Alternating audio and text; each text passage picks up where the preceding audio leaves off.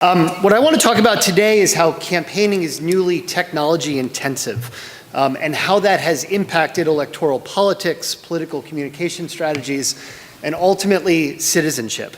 And I should just say, this is adapted from my forthcoming book, which is due out next summer, called Prototype Politics. And I'm happy to answer sort of questions about the data and the methods, et cetera, in a Q&A. But I want to do four things today.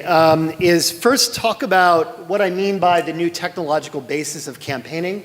Then I'm going to talk about differences in technological adoption by the Democratic and Republican parties over much of the last decade. And then what I'm going to do is sort of project some of the findings of my book forward into the 2016 campaign cycle and talk about fun stuff like social media and which candidates are using it successfully and how they're using it. And finally, I'll conclude by talking about what I call digital retail politics, which is the ways in which campaigns are increasingly seeking to leverage social media to make contacts with voters in strategic ways. But first, let me start here with the new technological basis of campaigning. I know you guys in the corner are not going to be able to see this, so I'll summarize. This is a quote from Michael Slaby, who was the Chief Technology Officer of Obama 2008 and the Chief Integration and Innovation Officer from Obama 2012. One of the things that he told me when we sat down to discuss the race in 2012 was how when veterans of Obama's bid from 2008 were getting together in 2011 to discuss the re-elect, that the world had fundamentally changed. The world had changed in terms of new platforms. The world had changed in terms of new technologies. The world had changed in terms of the ways citizens were receiving political communication and political news through new social networks. The world had fundamentally changed. So the question was, how were they going to run a fundamentally new campaign because they couldn't run 2008 all over again? And let me give you some examples of how this has changed. This is small for those in the corner, but it's a map of the data architecture from the Obama 2012 bid that was put together by NGP Van, which is a company that provides technologies to the Democratic Party. But the basic finding that I had and political practitioners kept telling me is that technology now underlies every single aspect of political campaigning in fundamentally new ways. Let me just give you some examples of this. So up at the top, you can see sort of the traditional ways we would see technology, data, and analytics sort of underpinning contemporary elections, which is to say, the ways the campaign used Facebook, right? So the campaign would oftentimes be scoring supporters and looking to reach voters on Facebook.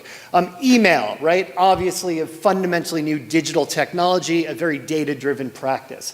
But technology now often or also underpins field campaigning in new ways. So if you look on the left, you see in the ways in which all the field operations of the Obama campaign in 2012 were informed by data, right? Which house do you go and contact? Which voter do you talk to? What do you say to that voter? And then what sorts of results are then uploaded into your database on the basis of that conversation that a volunteer has with the voter? And then how does the campaign change its electoral strategy after receiving that information about what's going on in the field? If you look in the bottom part, television advertising is now a data-driven practice in ways that it wasn't 4 years ago or in 2008. So one great example that the Obama campaign's optimizer, which in essence used big data techniques to try to figure out ways to more efficiently tailor and target campaign advertisements to very small, narrow slices of voters. All of this is newly a technological practice. It demands specialized skills, it demands data, and it demands new digital technologies. Let me give you a second example. This is a tweet that the Obama campaign put out on the eve of the Republican National Convention in 2012. It was a response to Clint Eastwood's soliloquy to the empty chair where he was addressing Obama. And it's a very humorous tweet. It says, "This seat's taken." And you can sort of see it was retweeted just within an hour after over 4,000 times. Why is this important? Well, Twitter played almost no role in the 2008 election. Obama's victory tweet in 2008 was retweeted 157 times. Amazing in 2008. In 2012, his victory tweet was retweeted over 800,000 times. in less than 3 days. The enormous growth of a new medium. So the campaign very much figured out, well, how are we going to leverage this? We're going to produce content. What's so amazing about this particular tweet is that it conveys no information, right? It's a joke, but everyone is responding to it, including the Obama campaign's foremost audience for Twitter, which are journalists.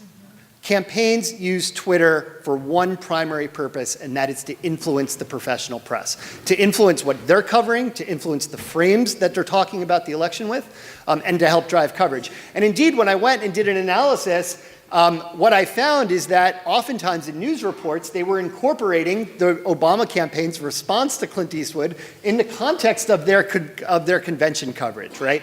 Not exactly the narrative that the Republican Party wanted to be pushing at that moment in time.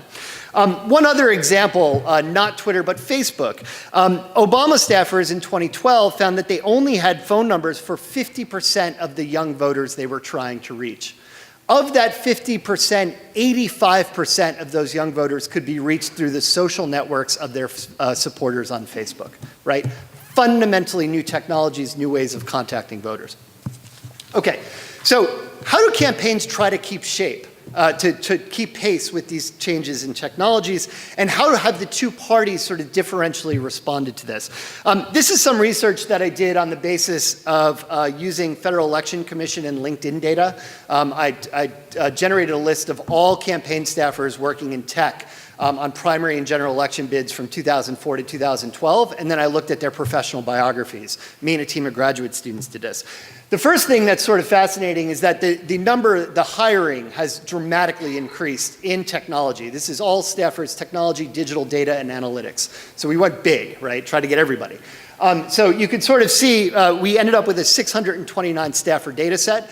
There are enormous differences between the two parties. This is the first empirical demonstration of what is sort of often a common sense that the Republicans had run behind Democrats in this. But Democrats hired 507 staffers during this time period compared to 123 Republicans. Differences in investment. The second thing that we learned when we looked at the career patterns of these people were that Democratic campaigns in particular were trying to keep pace with these changes that I talked about, this new demand for specialized expertise, for understanding of social media, by hiring from the technology industry. Indeed, one of the big findings in the political communication literature and political science literature is that campaigns have become newly professionalized. We found the opposite in the context of technology. We found that campaigns try to deprofessionalize their staffs because technology is changing so quickly that they want to bring in outside expertise from places like the Silicon Valley tech industry. So this just gives you one indication. Again, you can see that jump. Obama 2008 hired 131 staffers in tech. Obama 2012, 342. Of them in the political field, right, 73 had primary backgrounds in politics. This was the majority of their professional working experience in politics. And 48 had primary political experience in the technology field. Now, I don't have the time to show you the rest of the data, but one of the other things that we also found was the Obama campaign was also going to the entertainment industry, hiring people from places like MTV, people who had specializations in digital content and digital content production, bringing them over into politics to help them reinvent the ways in which they were communicating with voters.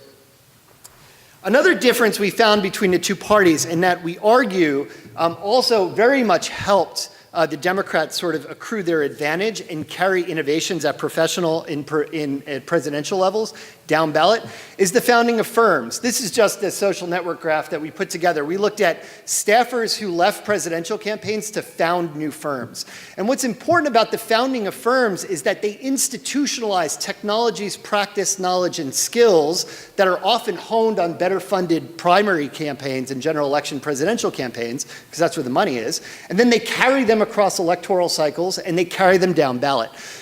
During this time period, we found that Republicans, 12 of their former staffers, founded 13 different firms, including a number of prominent firms. And you could sort of look at some new groups like Deep Root Analytics, which is now providing analytics and data work for Bush's presidential bid currently.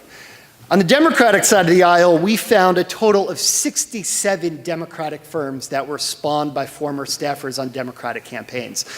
So what does this mean? Well, it just means that they created, the Democrats have, a much deeper bench and pool of technology talent, a much deeper bench of folks who were then going on to work for other campaigns, carrying this expertise up and down ballot, and being able to service and sort of bring these campaigns and help them make them more competitive in a world that's fundamentally changing. And indeed, you sort of see these patterns sort of accounted for within the Republican Party's own stock taking. I won't spend too much time here, but the GOP Growth and Opportunity Report, which they put out after 2012, basically recognized that the Democrats were pretty far ahead when it came to technology. All right. Let me sort of project ahead now to 2016. So given that story of sort of the Democratic investment from 04 to 12, and that deep pool of resources, that knowledge, skills, talent, tech that I was talking about, how is this playing out during this election cycle? Well, one of the things that I was very interested in was the ways in which folks, the alumni of the Obama 2012 effort, were carrying that effort forward, right? So just to update that early architecture map, this is what the Democratic data ecosystem now looks like. There's no Obama campaign anymore, but in general, what has happened is that the Democratic Party provides very much the central data infrastructure for the entire party, and it's the infrastructure that a lot of other firms now innovate around, right? So just to take one example, in the bottom right here is an organization called Civis Analytics. Civis was a firm that was founded by the director of analytics on Obama's 2012 bid. What did he do after the election? He took 1/3 of Obama's 54-person analytics team, brought them over to his new firm, and now they're providing the analytics support for Hillary Clinton's presidential bid. Again, that same story of innovation during one cycle and then diffusion between electoral cycles ending up playing it forward. And that's just one example. There's a number of other firms that are in here that I could talk about that are doing similar work on the Democratic side in technology. On the Republican side, you get a lot of investment after 2012. The argument historically that I make in my book is that that was the first election since 04 they lost that they believed they should have won, and that sparked them to sort of search for ways to do things differently. But in general, what you have on the Republican Party side is a lot more fragmentation. So the Republican Party has been making more investments in digital platforms, data analytics skills. However, they're also faced with unprecedented outside challenges like I360, which is a Koch brother invested firm that sort of has emerged as a rival to the Republican Party in the data and analytics ecosystem. The danger for Republicans is that while the Democrats have all centered around the Democratic Party's data, it all keeps that data in the system, and data is more valuable the more of it you have and the ways that you can accrue it and tie multiple data together. The Republican Party is more fragmented. Let me briefly talk about this. Generally, a couple of the patterns I found in the book about when candidates are actually strong and mobilizing. And there's features of the political environment that tend to reward particular candidates. So this is Ben Carson, who surprisingly perhaps has over 4.5 million Facebook followers, fans. He's the most popular candidate on Facebook by far. And one of the things that he's very much been able to do is sort of translate the interest and enthusiasm in his candidacy, particularly among evangelicals, into electoral resources like fundraising. Bernie Sanders has done very much a similar thing in that you can use social media if you're a candidate to translate energy and enthusiasm into those things you really need, which are electoral resources, right? And we've seen that in a lot of the fundraising for Sanders and Carson. Meanwhile, Hillary's bid, I love this logo. This is actually the logo of an effort called The Groundwork, which is an effort on behalf of some of Obama's alumni now working for an LLC that's providing a lot of the infrastructure. And interestingly enough, Eric Schmidt, Google's executive chairman, is a big funder of a new LLC, which is providing a lot of the tech infrastructure for Hillary. So I only have a minute left, I understand. Let me tell you what this means, okay? So digital data and analytics, what does it mean for citizenship? First of all, campaigns are working very hard to figure out how to create whole citizens in data. What I mean by whole citizens is to figure out how to merge somehow all the different data streams that they have on people, whether it's an email address, whether it's a door knock, right? Whether it's an online petition that you sign, whether it's a social network feed that you have. Try to put it together and then figure out who you are, and then create relational political communication messaging on the basis of that. What would that enable people to do? Just some examples. Sending direct mail and running online advertisements to people who weren't home when a volunteer came to give a door knock, right? Showing television ads to people who tweeted about particular issues. Personalizing and customizing websites based on offline engagement. And emailing supporters, perhaps, that tweeted about a particular candidate and to try to enlist them in doing something like rapid response around a political event. All of that data affords, as well as new communication channels. One other thing, and I will conclude just here in the next slide, is that campaigns have tried to use social media to fashion their supporters into the implements of strategic communication. Why? Because they know that communication coming from the people who support them and that communication rating out through their social networks is going to be perceived as being more credible, right? In a lot of ways that Matt just referred to. So this is NGP Van's social organizer. Basically what it enables you to do is figure out who are your Facebook friends and then contact those friends to give a pitch from the campaign. To try to enlist them.